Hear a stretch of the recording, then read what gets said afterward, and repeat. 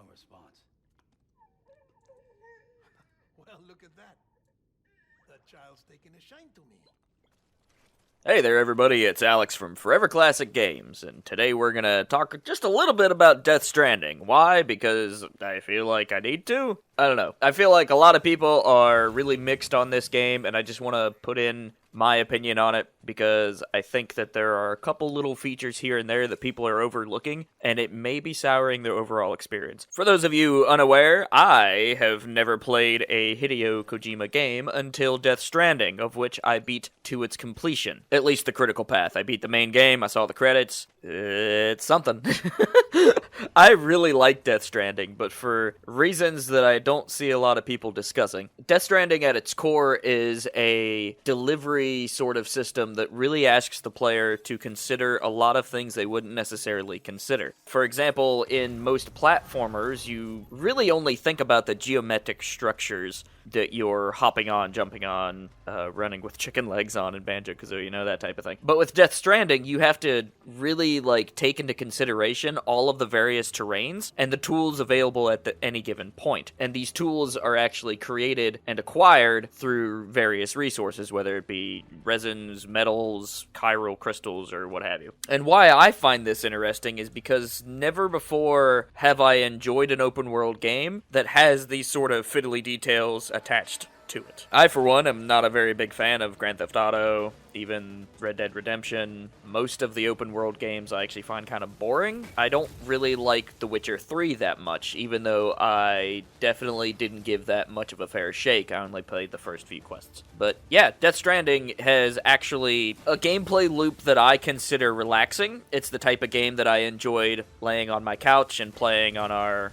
sizable living room size TV. I play it in HDR, which is why some of the videos may look kind of weird, because I just ripped them straight from the PS4. But all in all, I find this game one of the prettiest games I've ever played, especially on a PlayStation without any sort of mods or anything like you might see on graphics cards melting PC games. So Death Stranding is beautiful. Gameplay-wise, I find it really neat. The main thing that I see people missing is they're either overstacked with items and they try to gather every single piece of lost cargo and they just stack it full on.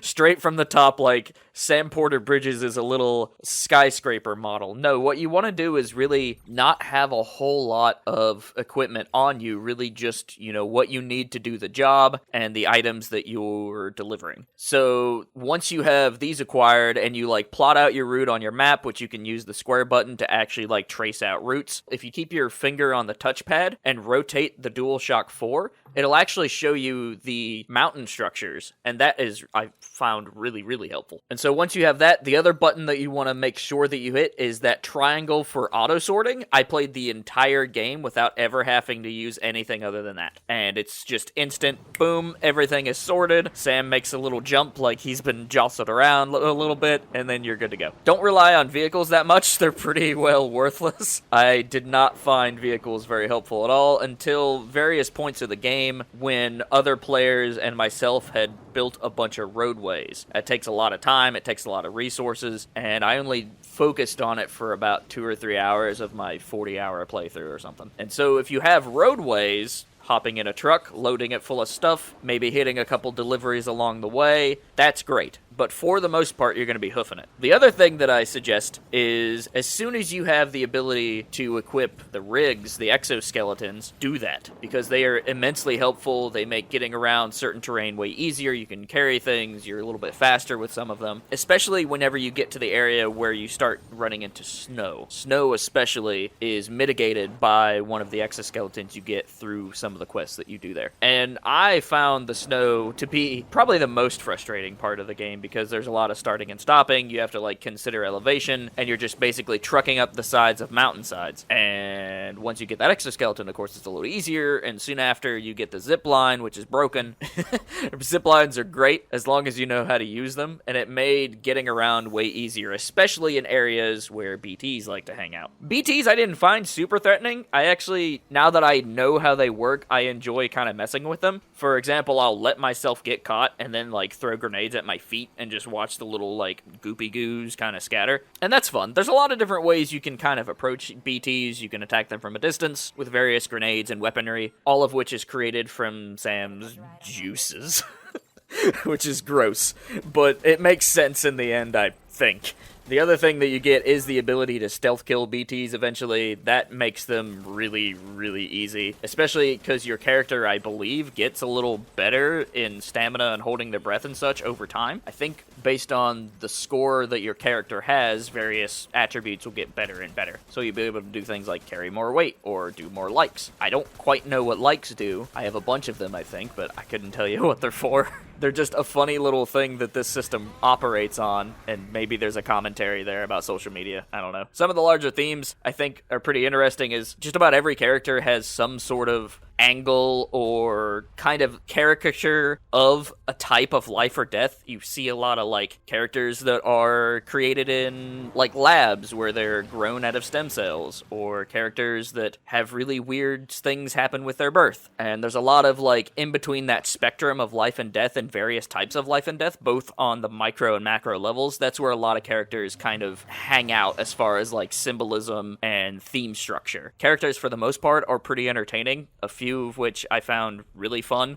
I kind of like Mama, even though she's, like, one of the weirder characters. I think Deadman is a standout. Deadman is excellent. And I think Heartman is kind of fun. He's just really funny. All of his scenes are really entertaining. By the end of the game, I really liked Sam Porter Bridges as a character. He's kind of like Cloud in the sense where he's fairly blank slate most of the time, but the moments where he actually does show emotion are more impactful because of that. And that's why I think Sam as a character is pretty fun. And of course, Norman Reedus, I mean, it just is Norman Reedus. A lot of the mannerisms that you see these characters do are mannerisms that the characters have. For example, in one of the documentaries or videos that Kojima sent on Twitter, I saw that he, like, saw Mads Mikkelsen smoking and decided to incorporate that into the character that he plays. And just little minute details that in most games and film wouldn't really be something to focus on. Kojima kind of, like, highlights, and I like that. Now, I'm not anywhere near a Kojima expert. I've never played any of his games aside from this one. I do want to play Metal Gear Solid. Haha, it's a bit of a joke now. He'll get to it eventually. I don't know, I gotta get a capture card that's worth a shit. But yeah, so overall, I think Death Stranding's kind of fun. Now, it's not, anytime somebody, like, I say, oh, I finished Death Stranding, and the first question I get is, should I play it? And that answer is gonna be different for different people. The reason I would recommend Death Stranding to somebody is if they're already, like, kind of bored with most games, and they don't mind going through some tedium. People that really enjoy things like, I don't know, some of the crafting games, like Minecraft,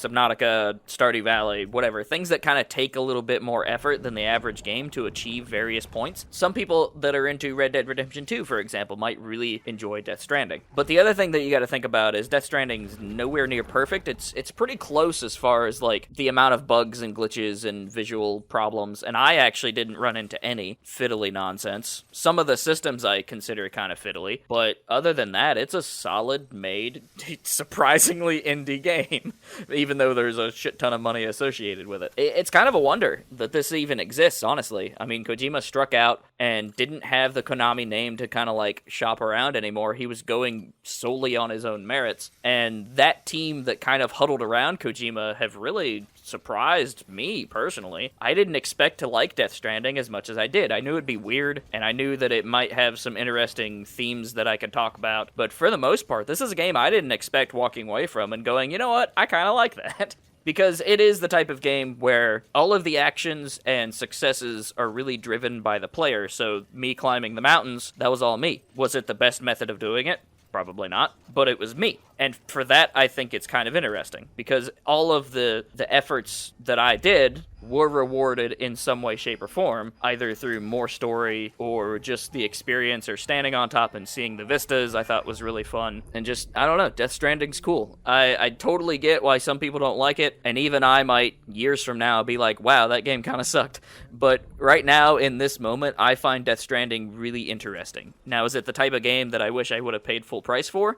Maybe. I had to buy it digitally because I live in Alaska, and getting physical games is a nightmare. I actually got in touch with GameStop specifically, and I was like, hey, can I get this day one? And they're like, yeah, but you gotta pay an extra $10 shipping. So rather than $60 US, it would have been $70 US, and the off chance of me not getting it on time, even though it took me several weeks to finish, was just something I didn't want to wait for. So I bought it digitally. That happens a lot now in Alaska, especially with games that are new for me. So I'm a little bummed out that I don't have a physical copy after all this, because I think that once this game goes on sale for like a cool $40, $30, heaven forbid it gets down to the $10 range like God of War recently was, which is great. You should play that game. It's incredible, especially if you're into the series. More on that topic later, I guess. But yeah, Death Stranding's cool. It's not for everybody, but hopefully this kind of sheds some light on a couple different areas. I mostly just wanted to talk about it. I've had a beer or two, and I just got to thinking about it, so here we are. Hopefully we'll have a full-blown podcast discussion on it with some of the more minute details, but overall, my thoughts are, if you're interested in Kojima's kind of art style and are not solely committed to the gameplay that Metal Gear Solid kind of established, because I hear that's very different, then check out Death Stranding. Some of the systems are fairly superficial. Stealth in particular, I think, is really kind of basic, but it's an alright game. I like it. We'll have a review on the website soon, a full-on written review that goes into a lot more detail, especially with some of the life and death themes. But there's some interesting things to be had here, and I think it's going to be one that really kickstarts Kojima Productions as a studio,